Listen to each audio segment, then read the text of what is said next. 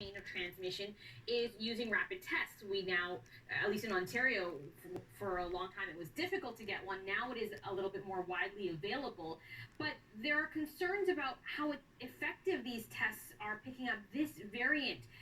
Are these tests effective? Should we be using them differently? Should we be reading them differently? Give us some insight here. Yeah, that's a great question, and it is a bit ironic. It strikes me that when we needed them most, we didn't have them, and now that we have Omicron, they are uh, less reliable, and yet they're more available. So, absolutely right. When we had Omicron, the first question was, has it changed enough that the antigens that these tests go after may be different? And then the second issue that came up is that Omicron affects us differently.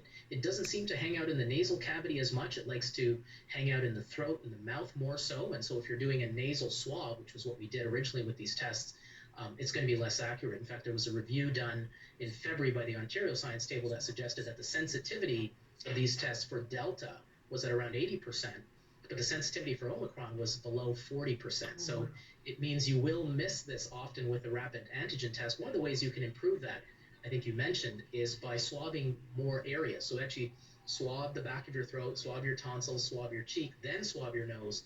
You have a better chance of catching this virus. That's what I recommend people do. But unfortunately, the test performance is such that if you're sick, if you have a viral illness right now, given how much Omicron is in the community, even with a negative rapid test, you have to assume you have this virus and just stay isolated. Of course, if it's positive, it becomes helpful because you can then time your isolation period and repeat the test and see when you're negative. But if it never turns positive, unfortunately, there's still a decent chance that you have the Omicron virus.